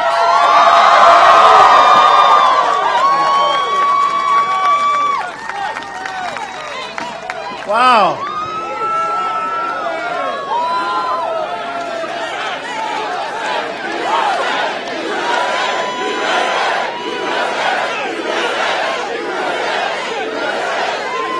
Thank you very much, Cindy. That was a great job. That was a great job, by the way. Cindy's far left opponent, he's far left. Oh, he's out there. How does he fit in with Mississippi? But I could go over this, but how does he fit in? Mike Espy opposed Justice Kavanaugh. Espy will vote in total lockstep with Schumer, Pelosi, the legendary Maxine Waters, and the special interest bankrolling his campaign. Espy supported one of the largest tax increases in American history, you know that. He co-sponsored legislation that provides late-term abortion on demand, you know that. He backed a total government takeover of health care, and he even sponsored legislation to provide free taxpayer-funded health care to illegal aliens, which I'm sure you love paying for that. Mike Espy would rather protect illegal aliens than the people that live in Mississippi and Mississippi workers. It just can't work that way. You know, we want to be nice, and we all have a big heart, but it can't work that way because it doesn't work. No matter where you go in the world, that doesn't work. We don't need to give Schumer another vote to block our judges and abolish our borders and stall our wonderful nominees. We have great nominees. We have to get them through. Cindy will be with every single one of them. These are the top people, judicial people, and other people anywhere in this country, anywhere in the world as far as I'm concerned. Also at stake in tomorrow's election is your Medicare benefits. Democrats want to raid the Medicare to fund socialism. It's very simple what's going on. I do really want to run against a true socialist because I can't believe that's what this country wants. But let's see what happens. That's going to be a very interesting fight. Republicans want to protect Medicare for their great seniors who have earned it, and by the way, who have paid for it. You know that. And Republicans will always protect Americans with pre-existing conditions.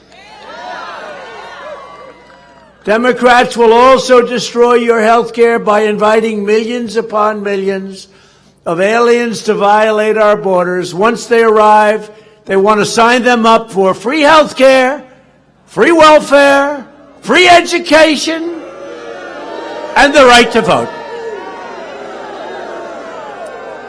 You know, talking about the fake media, I was doing that speech recently, and I said, and each one of them gets a free Rolls Royce.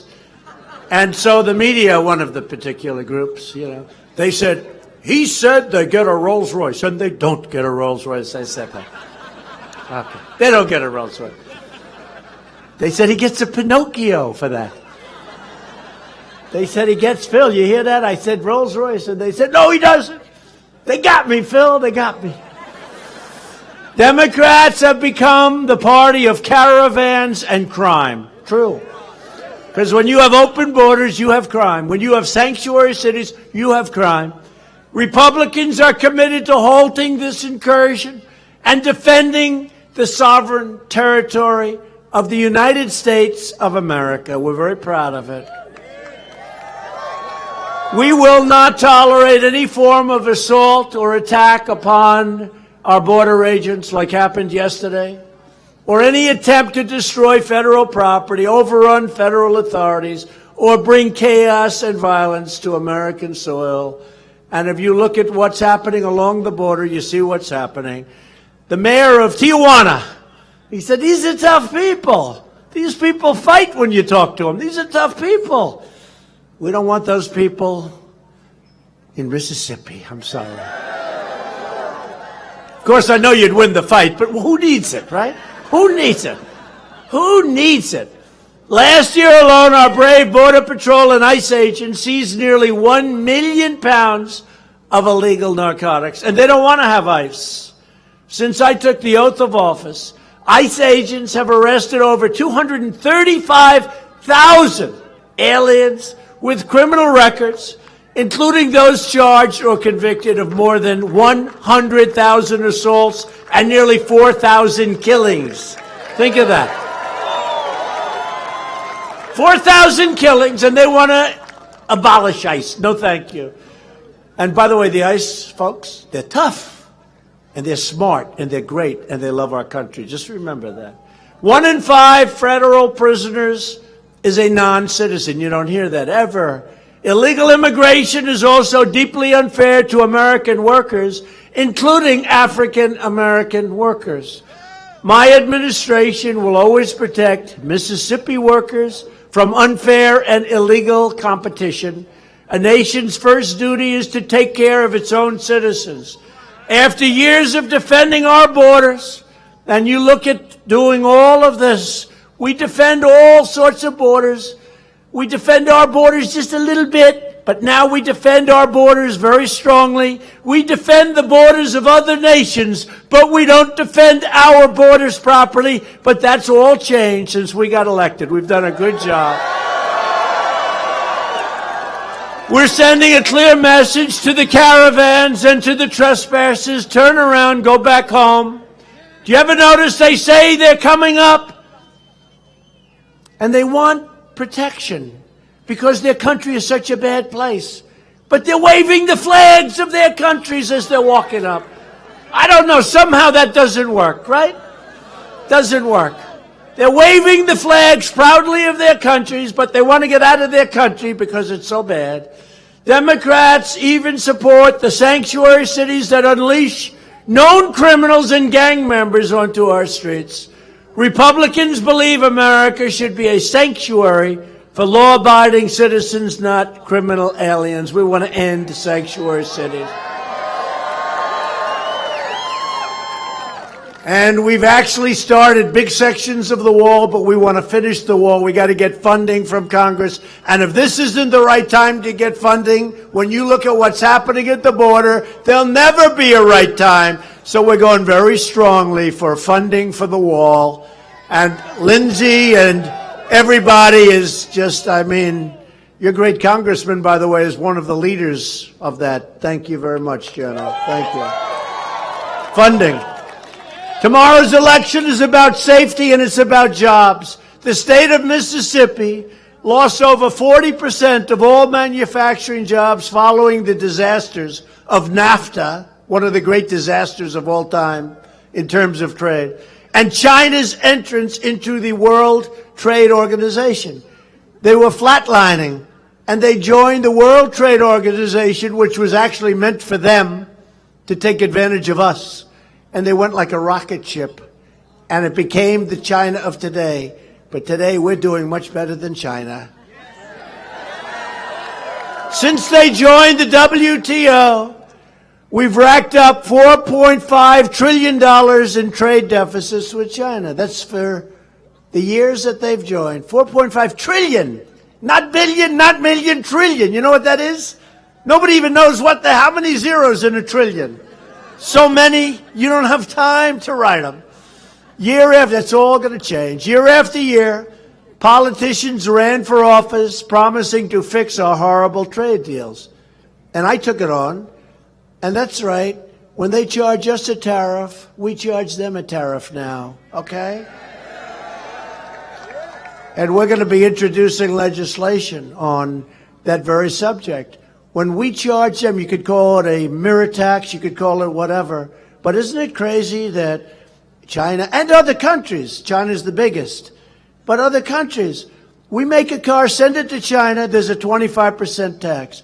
They make a car, send it to us, there's almost no tax, okay? Other than that, it's a very fair deal.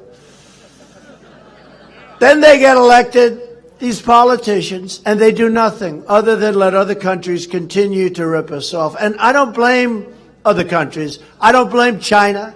I don't blame Japan. I don't blame South Korea, who we protect, and we still lose a fortune on trade. I don't blame these other countries. I blame our past leadership for allowing these other countries to get away with it.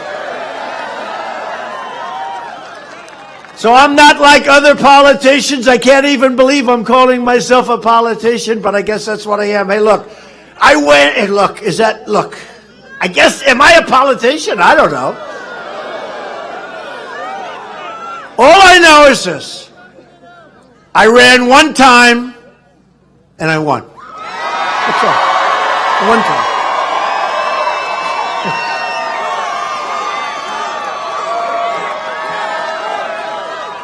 One time.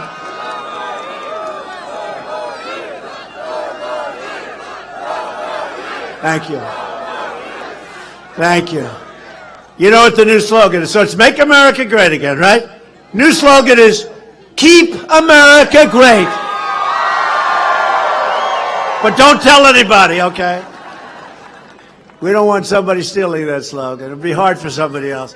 Actually, I guess I'd like the opponents to steal that slogan, right? Now we're replacing the horrible job-killing NAFTA with a brand new U.S.-Mexico-Canada agreement, which is a good deal for us, a really good deal. Countries, and you take a look at the countries that we're stealing. You look at what went on in Mexico, where our car manufacturers went down there, make 25% of our cars now in Mexico. All of that's not going to happen anymore. They're not going to be leaving our country. We're going to make it very difficult under this agreement, and that's fine. And I let it be known right at the beginning. We have to have that. The USMCA, like YMCA, the song, YMCA. YMCA. The USMCA is a tremendous victory for Mississippi farmers. We love our farmers. Manufacturers and auto workers. And by the way, speaking of farmers and small business owners, you know, in our tax cuts, we passed the largest tax cuts in history, and we have great provisions there, like Anwar, the great oil site in Alaska, right? They've been trying to get it for 40 years. But you know what's great for our farmers and small business? The estate tax, the death tax. If you love your children, you'd like to leave your estate, your farm, your small business, whatever it may be, you'd like to leave it to your children, right? Without being taxed, where they have to go out and borrow to the hilt. Well, guess what? You have no more estate tax to pay. You have no more death tax to pay. Okay? You have no more death tax to pay. So if you like your children, it's great. If you don't like your children, don't leave it to them, and therefore the tax, don't even think about it. Didn't help you very much. Who here does not like their children? Anybody? I don't see one hand. There's nobody? Got to be somebody. Back there, see, in the very back corner, look. No, it's a great thing. That's something that we get that we don't talk about much, but that's a big thing. People leave their farms and other things to their children. Their children have to pay the taxes. The taxes are staggering. They go out and they borrow money and they're in debt, and a lot of times it didn't work out. You don't have tax to pay anymore. You have nothing to pay on those farms and small businesses. Under my administration, we've created 500,000 brand new manufacturing jobs. Remember, we weren't going to be able to create any because under the previous administration, they said manufacturing's never coming back. It's gone. You need a magic wand. Well, we found the magic wand, and that's actually going to be increasing by a lot in the next short while because we have a lot of companies moving in. We've also taken the toughest ever action against the abusive trade practices of many other countries. They were abusive. Nobody did anything about it. I mean, they either didn't have a clue or they didn't care. America is respected again. We are respected again. It's a whole different ballgame. We've taken bold action to reduce the cost of health insurance for the first time in years. Healthcare premiums are coming down. You just remember that. We've worked hard on that. Secretary Azar has done a fantastic job. And right here in Mississippi, we've opened up new affordable alternative plans that are up to 56% cheaper than the disaster known as Obamacare. And to help critically ill patients get life-saving treatments, we passed Right to Try. You know what that is? It's a terror. Hopefully nobody needs it. But people that are terminally ill, we have the greatest medicines, the greatest doctors in the world, and we have a pipeline, but it takes years to get approved. We've cut it in half. We're going to be cutting it again in half. But it used to take 15 years. Now it's way down, but it's still years.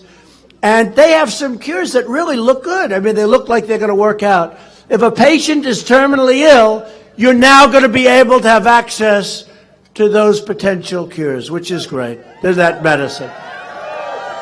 Previous to 4 months ago when I signed it, it was that you'd have people, if they had enough money, they'd go to all parts of the world. They were looking for hope. All over the world. They go to Europe. They go to South America. They go to Asia. Now they sign a piece of paper. They immediately get taken care of. And by the way, Phil, we've had some incredible results already. So we've had some incredible results. We passed Veterans Choice for our veterans. 44 years they've been trying to pass it. So now it gives you the right to see your private doctor or a private doctor immediately. If you're standing in line for 10 days or 2 weeks or 6 weeks, you have no idea. The numbers are horrible. And now if you have to wait, you go out and you see a private doctor down the road, down the street, across the street, and you get taken care of immediately. No more waiting online for, numbers of days and weeks, that's hard to believe. People would stand in line and they're okay, not bad, and they have to wait so long they'd be literally terminally ill by the time they got doctor's care. Now you go outside, you get a doctor, and we pay for it, and it's a great thing.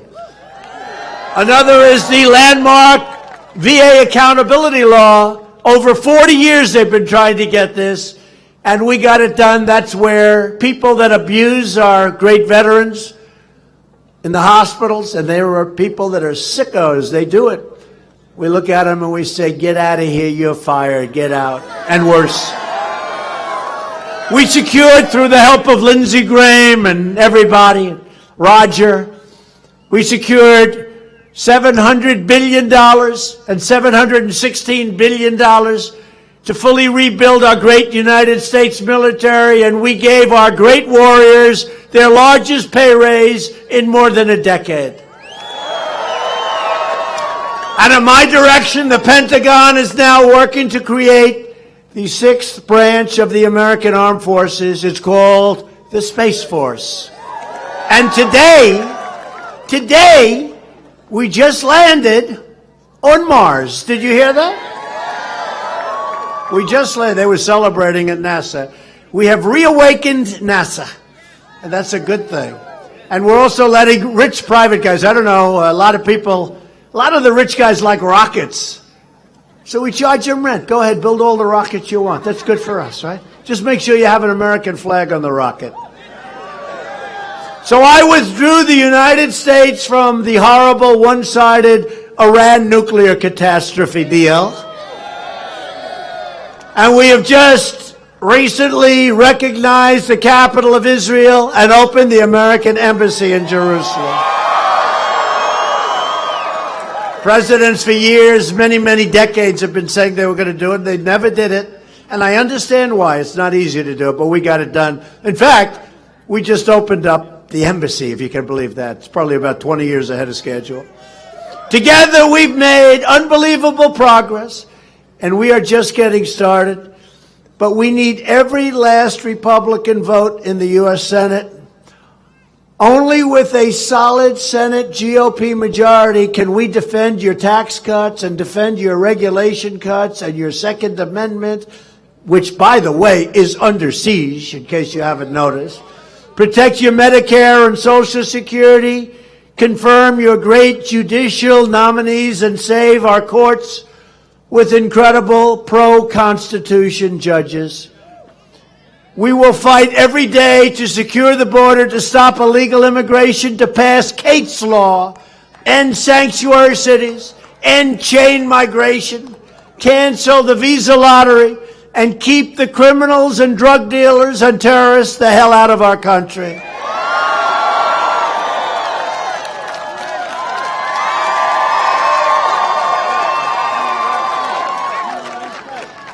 And we will lift millions more of our citizens from welfare to work, dependence to independence, and poverty to prosperity. For years you watched as your leaders apologized for America.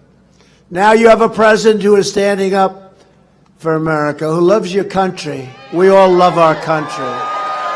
We are standing up for your values. We are standing up for Mississippi, and we are proudly standing up for our great national anthem. So I am asking every citizen from every party, community, background, race, color, religion, and creed, for the honor of your support.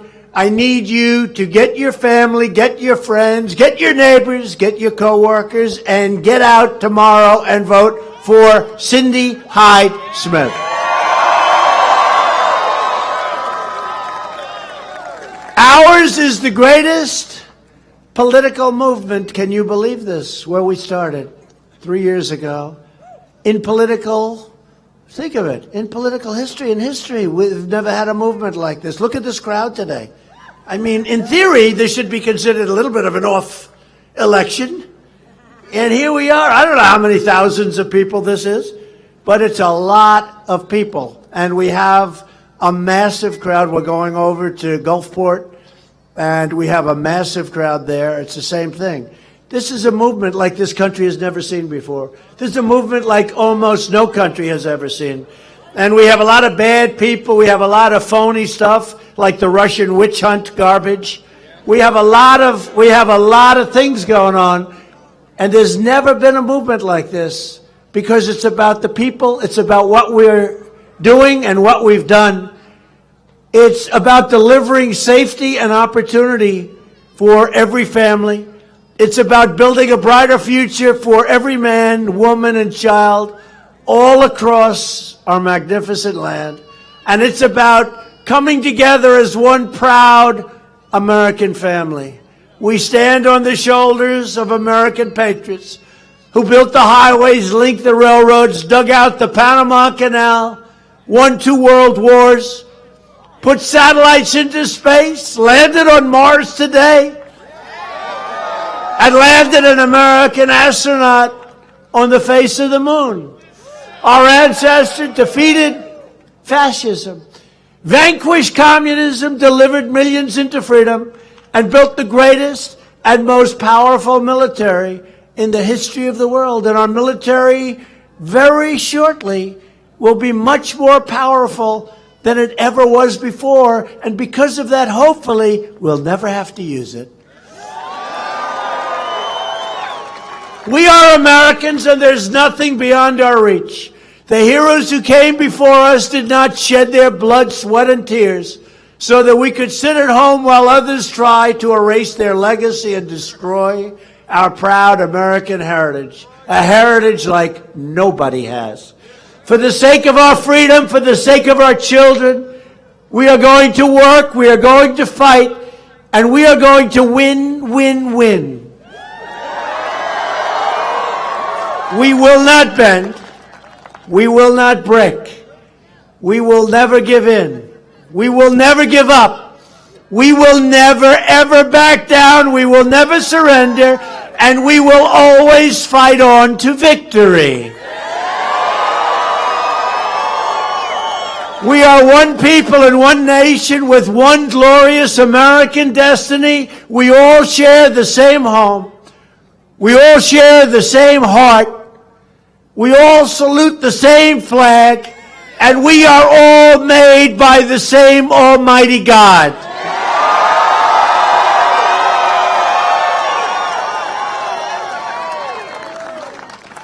So together, and I want to thank you so much. This is so beautiful, the spirit, the people, incredible place. With all of the people of Mississippi, we will make America wealthy again. We will make America strong again. We will make America safe again. And we will make America great again. Thank you very much, everybody. Thank you. Thank you very much.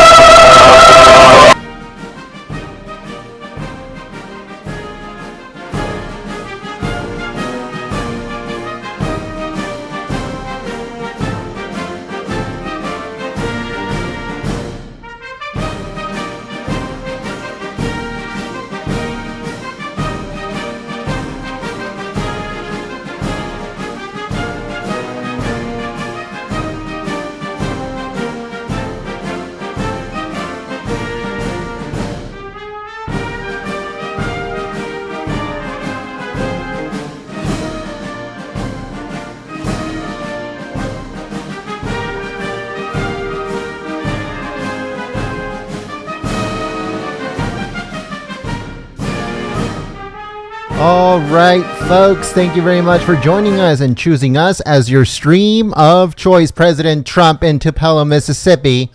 He is on his way to his next rally in Mississippi. So make sure you guys stay tuned. Live here at Golden State Times, we're going to be streaming the other rally in just a little while.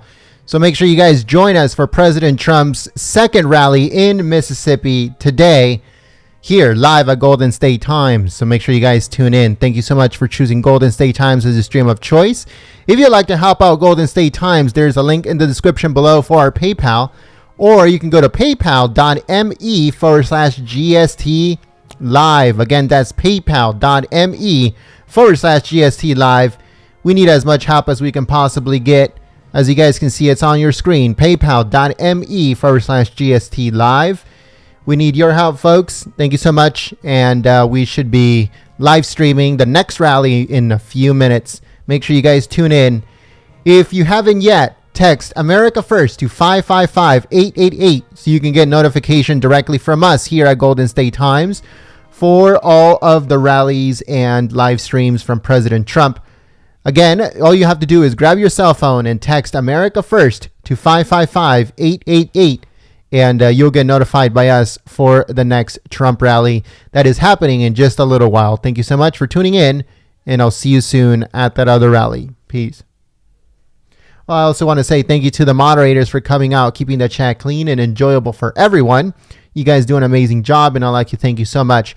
Also, thank you to all those that shared the live stream, and also all those that contributed to the channel All your contributions are greatly appreciated because it keeps us live here at Golden State Times. So if you guys contributed on PayPal or on Super Chat, thank you so much for your continued support.